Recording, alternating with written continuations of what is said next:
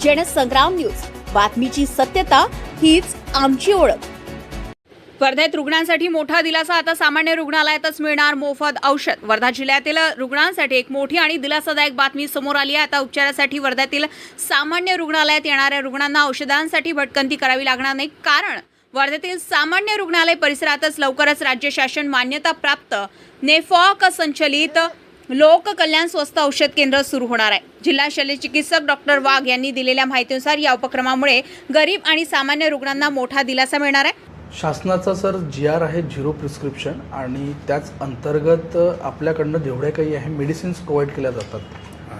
आणि आपल्या जो आहे रुग्णालयाचा जो एरिया आहे या परिसरामध्ये नव्याने एक जे आहे औषधी केंद्र जे आहे सुरू करण्यात येणार आहे।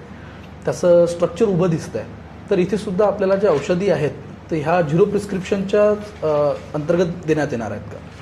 सतीश महाराष्ट्र शासनाच्या लेवलवर त्यांचं टेंडर झालेलं आहे। त्यांना जनसुविधा औषधांतर्गत जनरिक मेडिसिनचे स्टोअर त्यांना अलाउड केलेलं आहे शासनामार्फत। परंतु रुग्णालयाच्यामुळे कोणताही अतिरिक्त भार पडणार नाही। तो भार असेल तो शासनामार्फतच त्याचे पैसे अदा केले जातील आणि रुग्णांना जी पूर्वीची झिरो पॉलिसी आहे त्या पद्धतीनेच मेडिसिन वितरित केले जाईल।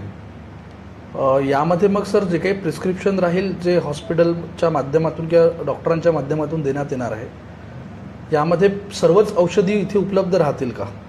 नाही, आमच्या मेडिकल स्टोअरमध्ये सर्वच औषधे उपलब्ध असतात, परंतु क्वचित प्रसंगी एखादं जर औषध नसेल आणि डॉक्टरांनी प्रिस्क्राईब केलं असेल तर ते त्या मेडिकल मार्फत दिलं जाईल आणि त्याचे बिलं शासनामार्फत देण्यात येतील। म्हणजे ते संपूर्णतः निःशुल्क असणार आहे? निःशुल्क असणार आहे संपूर्णपणे।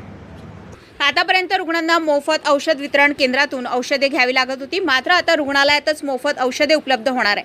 डॉक्टरांच्या सल्ल्यानं दिलेली औषध या केंद्रातून मोफत उपलब्ध होणार आहे। यामुळे रुग्णांचा वेळ, पैसा आणि त्रास तिन्ही वाचणार असून आरोग्य सेवेचा दर्जा सुधारण्यासही मदत होणार आहे।